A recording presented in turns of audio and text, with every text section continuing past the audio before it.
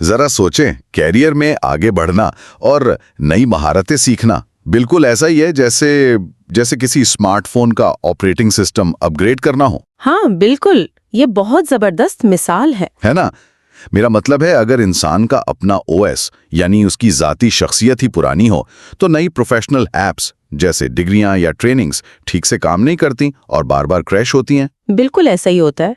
तो आज के इस तफसीली जायजे का मकसद हैरी टैमलिंसन की किताब एजुकेशनल लीडरशिप की रोशनी में यही समझना है कि पर्सनल ग्रोथ कैसे बेहतरीन लीडरशिप की बुनियाद है। और हाँ, लॉ एंड जॉब्स एकेडमी के प्लेटफॉर्म से दुनिया के अजीम मुफक्किरीन की दानिशमंदी तक रसाई हासिल की जा सकती है। जी, और जिंदगी और कैरियर को लेवल अप करने के लिए लाइक और सब्सक्राइब का बटन दबाकर इस कम्युनिटी ऑफ अचीवर्स का हिस्सा जरूर बना जा सकता है। तो हम पर्सनालिटी के ओएस की बात कर रहे थे, उसे अपग्रेड कैसे किया जाए? देखिए, एक मजबूत ऑपरेटिंग सिस्टम के लिए सबसे पहले इंसान को अपने अंदर के ड्राइवर्स या मुहर्रिकात को समझना होता है।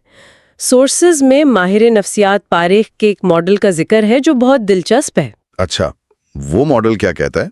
वो बताता है कि मुकम्मल महारत सिर्फ किसी एक चीज का नाम नहीं है, ये असल में 5 अनासर का बैलेंस है। 5 अनासर? हाँ, इल्म, हुनर, रवैया, तख्लीकी सलाहियत और सबसे अहम शऊर। यानी अगर किसी के पास नॉलेज और स्किल्स बहुत ज्यादा है लेकिन रवैये या शऊर की कमी है तो उसका सिस्टम अनबैलेंस हो जाएगा।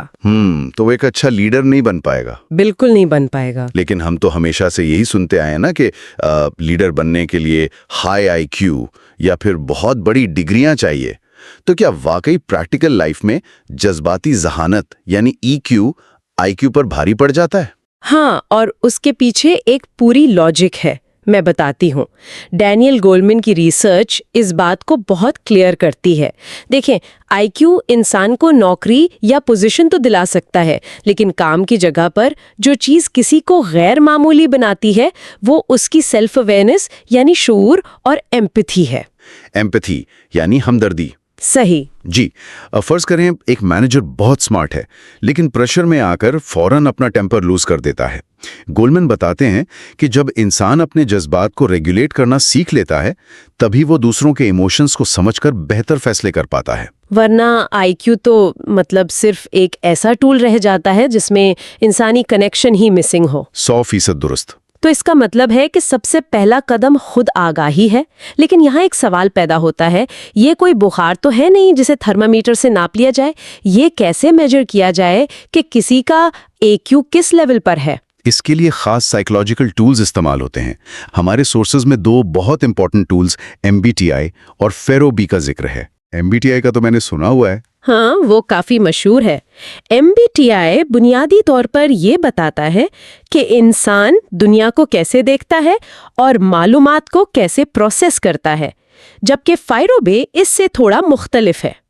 अच्छा, वो कैसे काम करता है? फेरोबी हमारी अंदरूनी सोशल ज़रूरियात को नापता है, जैसे कि हमें दूसरों के साथ शमूलियत, कंट्रोल और मोहब्बत की कितनी ज़रूरत है और हम बदले में दूसरों से कैसा सलूक करते हैं। लेकिन यहाँ एक मसला मुझे नजर आता है।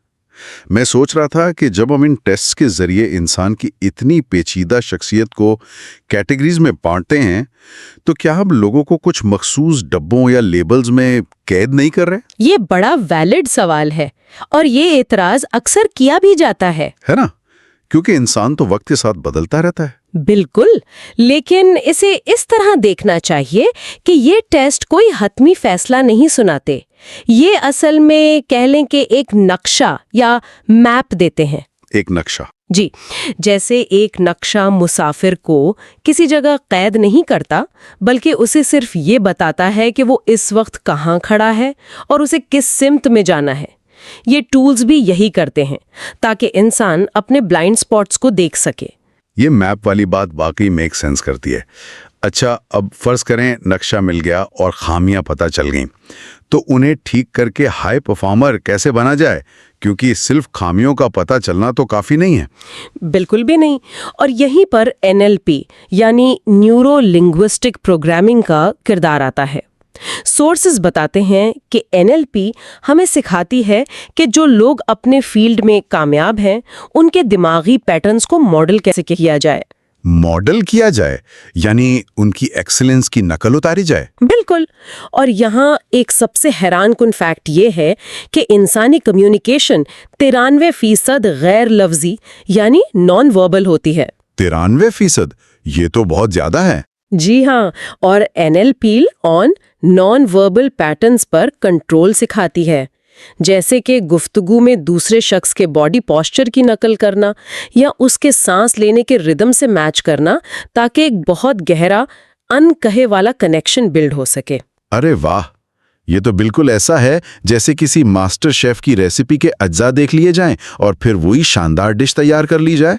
हाँ, मिसाल तो अच्छी है, लेकिन सिर्फ रेसिपी कॉपी करना तो काफी नहीं होता ना, उसमें प्रैक्टिस और टाइमिंग का भी कमाल होता है, वरना डिश तो जल भी सकती है। मैं बिल्कुल यही कहने लगी थी।